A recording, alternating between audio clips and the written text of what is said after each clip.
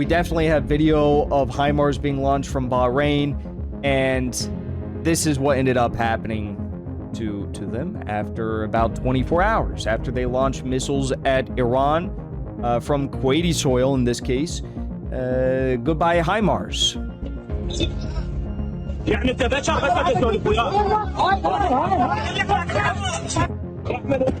HIMARS turned into fireworks. That's what happened. On our last stream, we did a 24-hour breakdown of Iran's most recent responses to the United States. And I've got another one for you. This one is even crazier, though.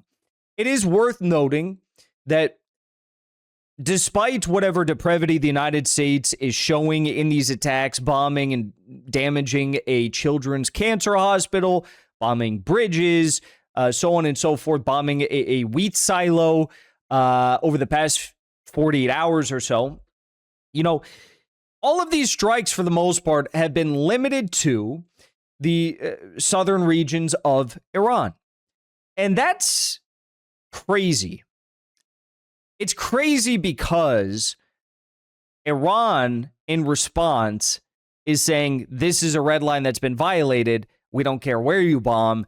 We are going to go all out in response. Or, you know, this is kind of like what we see as all out. We don't really know what all out for Iran is yet. One can imagine. But, okay, let's take a look at this. First of all, I want to share this with you from Middle East Spectator, who writes, there is evidently a very limited suppression of missile bases in Iran currently. Iran is launching very freely, comfortably, and at a leisurely pace. Why? Most importantly, because Israel's not involved. Iran is huge. It's impossible for the U.S. to suppress western and southern Iran simultaneously 24/7. Previously, Israel took care of the western areas in Iran. Secondly, Iran is launching so many missiles and drones at U.S. bases that they themselves are being suppressed. Muwafaq Salti, Al-Adad, Al-Salim, these types of primary forward bases have been rendered pretty much useless at this stage of the war. The U.S. is now extremely reliant on its carrier fleet in the Arabian Sea.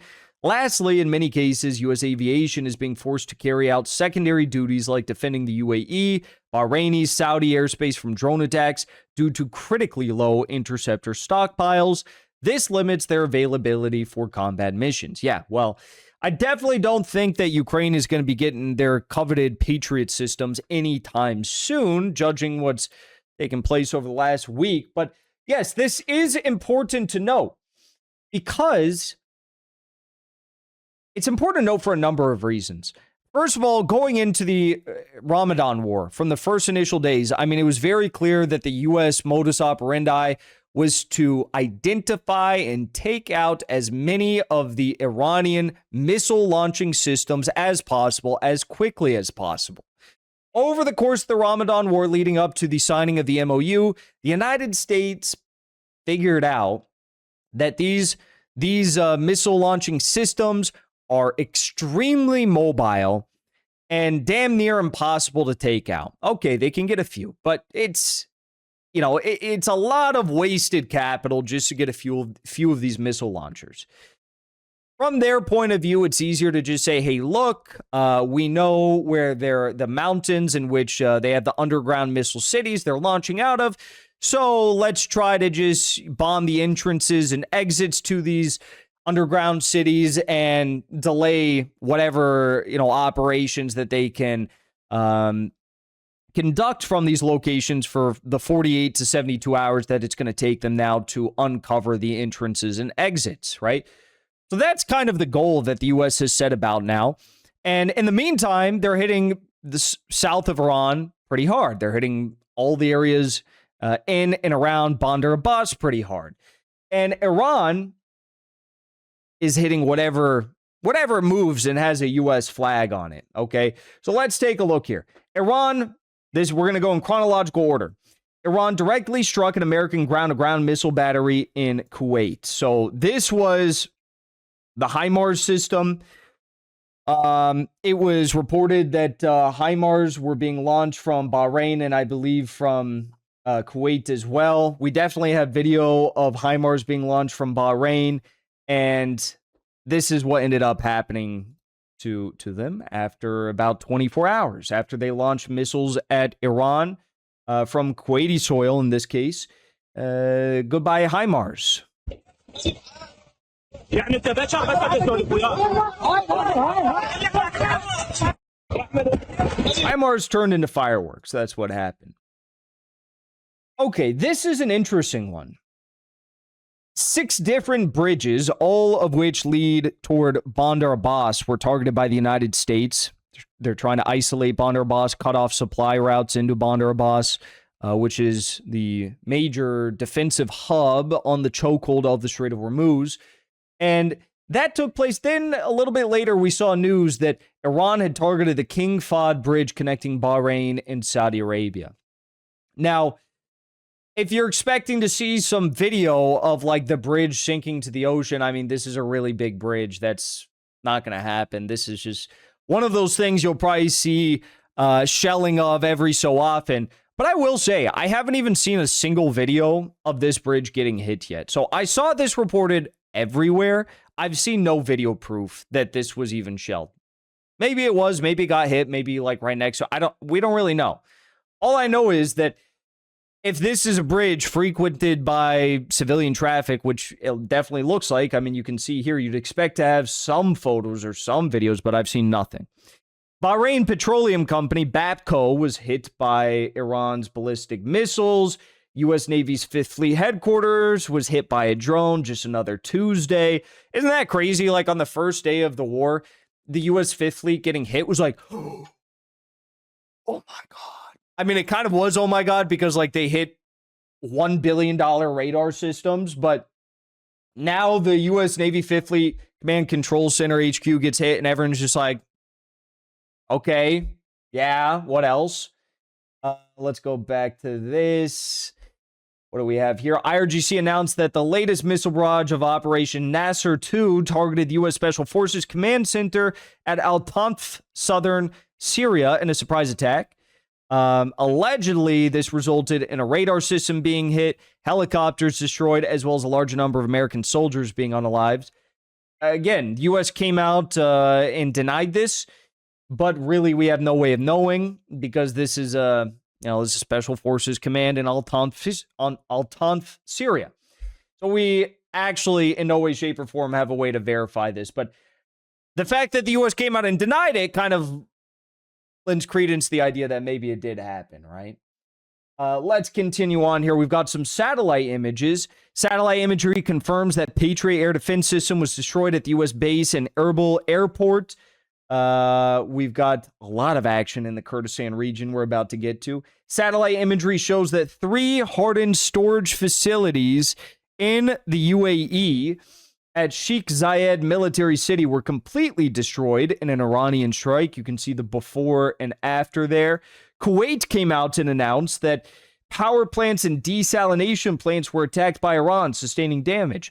But wait, Jackson, you told me that Iran didn't want to target these things in the Gulf countries, and they're only going to target these things if the U.S.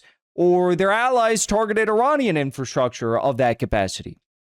Were you not here for the stream 2 days ago when we reported that the U.S. hit the power plants on, I think it was Kish Island, Iran's Kish Island? This is like a tourist zone. They're hitting these sorts of things. So yeah, what goes around comes around. Satellite imagery from Sentinel-2 shows extensive damage at Al Udeid Air Base in Qatar. We have satellite imagery, this came out tonight, showing major damage. This one's pretty crazy.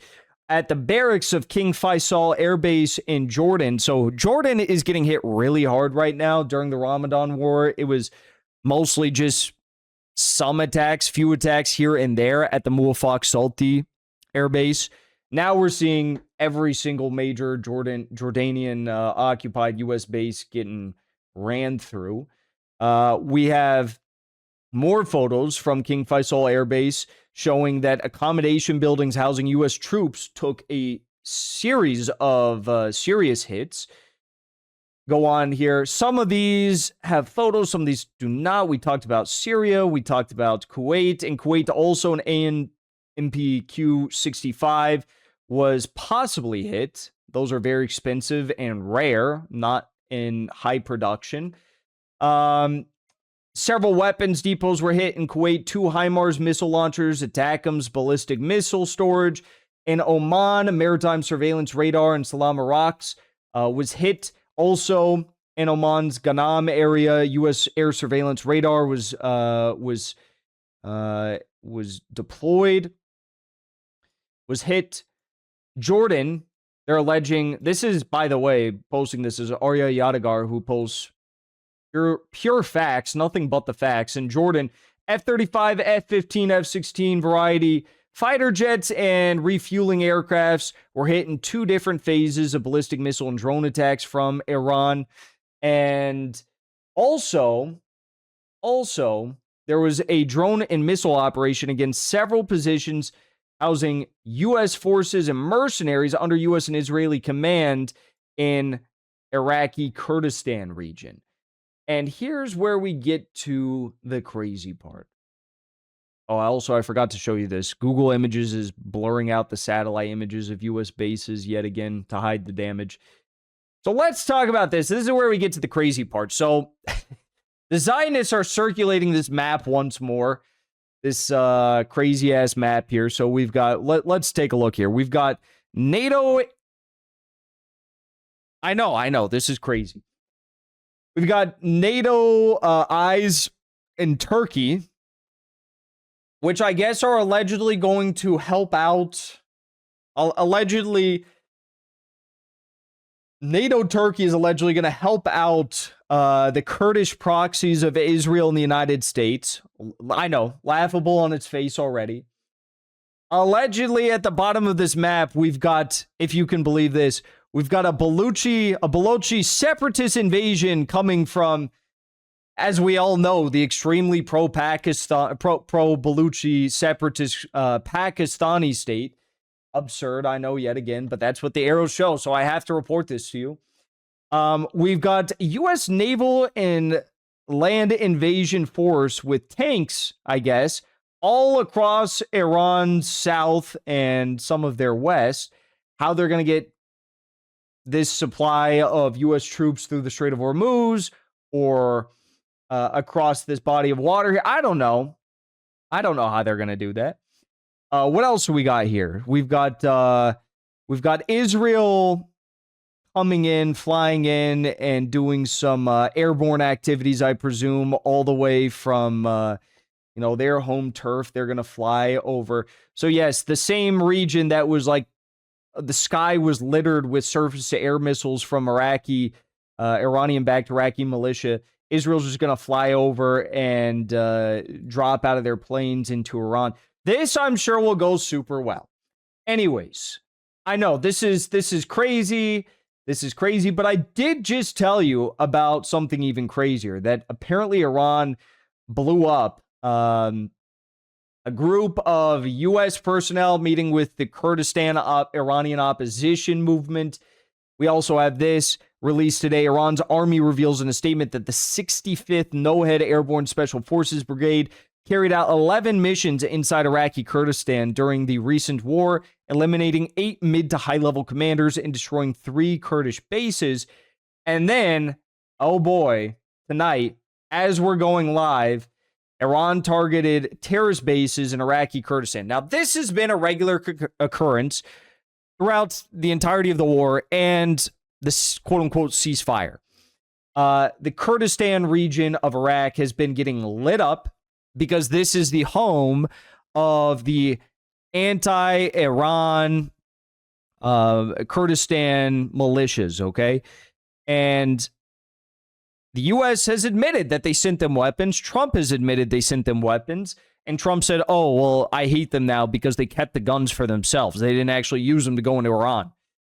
Now, I couldn't find it before we went live. Someone put together a map of all the Iranian border positions, like border security positions along the Iraqi and Turkish border. And it is absurd how many border posts they have set up. I mean, it is absolutely absurd. It's like every 6 inches, they have another border post. So to any of these, Kurdish rebels that aim to try and invade Iran, I mean, I don't think it's going to go well. I don't think it's going to go up. I don't even think it's going to get to that point. Because the Iranian-backed Iraqi militias have been bombing the hell out of them, and Iran's been bombing the hell out of them. Together, they've been doing serious damage. They've intertwined themselves. They've literally immersed themselves into the upper echelon of these various militia movements, and they have infiltrated them. And now, apparently, they know where all of their weapons are located because they just got blown up. This is Suleimania, Iraq, currently under Iranian attack tonight. It's absolutely insane. I mean, the whole mountain is on fire right now. And that is only the case. I mean, look at this. The whole mountainside is on fire. And everything, you just see these little fireworks going everywhere. That's because this is clearly where they had all their weapons depots on this mountainside. And it is just going up in smoke. Millions and millions of dollars of weapons going up in smoke right now. This is absolutely insane. So there go, it's just like firing off random missiles because everything is getting caught on fire. These are insane photos. And they can do nothing about it. I mean, once the fire starts, there's no putting it out. There's no telling when it's going to come to an end. I'll even find some of the more up-to-date stuff for you because I'm sure there is now more that we can look at here. Let's, as we've been live, they have CRAM. Oh yeah, the CRAM is definitely going to save the day for the entire mountainside that's on fire right now. This is what Iraqi Kurdistan is utilizing to try and safeguard their weapons caches. Brilliant. Wow.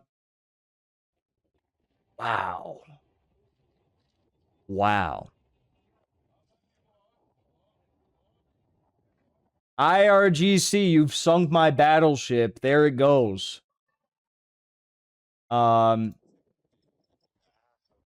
There goes whoever's pushing this idea. Who's pushing this idea? Is it Mark Levin? Is it Ben Shapiro? Is it Rudy Giuliani? Whoever's idea was to have the Kurds go and invade Iran, I mean, it quite literally just went up in smoke. So there you have it. Iran is really, really laying down the line right now. And for the Kurdish proxies, there's no coming back from this one.